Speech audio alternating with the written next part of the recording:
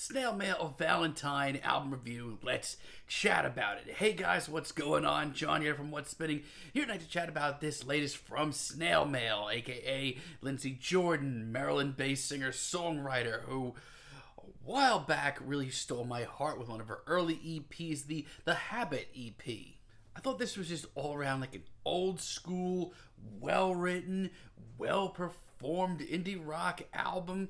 Thought some of the songwriting was really great. I just really liked a lot of the songs here, especially Thinning. It ended up being one of my favorite rock singles of the year. And you know what? Going into her debut album, Lush, I was a little skeptical. I didn't get the hype completely at the time, but it ended up being one of the better indie rock records of the year with really great singles like Heat Wave, Let's Find It Out, and Pristine. The simplicity of the songwriting as well as just the guitar-driven hooks and the big choruses. This was just a recipe for success. Now, I have to say, a lot of the singles leading up to this album, they took a little while to grow on me. I don't know, at first I just wasn't vibing on them completely, especially after just how instantaneously I gravitated towards some of her older singles. But they did, end up, warming up to me. Let's chat about this thing. This album starts off with Valentine, its title track, and right off the bat, this is pretty stellar. This reminds me of just everything that I've enjoyed about Lindsey's music from the get-go, honestly. I love the passionate lyrics and the passionate vocals and the dreamy film that comes across this track. It's got that slight dream pop flair, but not entirely. And this chorus is absolutely gigantic. Probably one of the best indie choruses I've heard all year. Like, I may be in the minority here, but this is the sort of guitar-driven indie rock that I will never shy away from, especially when it's done right, and here it's done right. Ben Franklin, on the other hand, took me a while to really warm up to, like, a while. It's just not exactly what I was expecting to hear from Lindsey, and that's not a bad thing, but at the time, just kind of, rubbed me the wrong way a little bit. It has grown on me, though. Mostly due to her songwriting chops on this track. I actually think that really makes this track. It's a snappy tune. I especially love the attitude behind this track. Now, this is a very heartbroken album, especially lyrically. Headlock is no exception. But between the dreamy instrumentals and her passionate performances, this is gravy for the moment.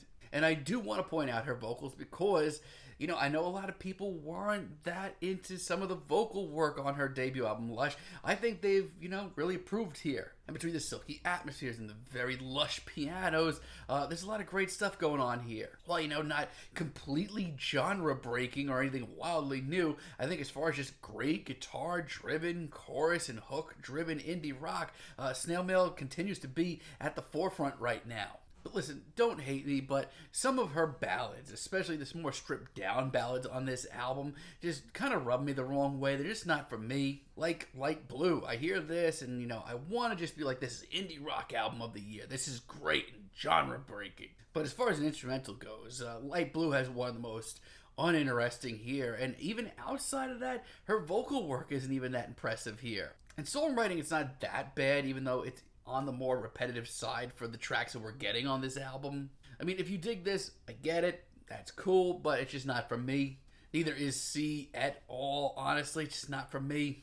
Look, Lindsey's songwriting here is actually pretty great. It almost usually is. But this is just the kind of track from her that I hate to say it, I feel like it's just not her strength.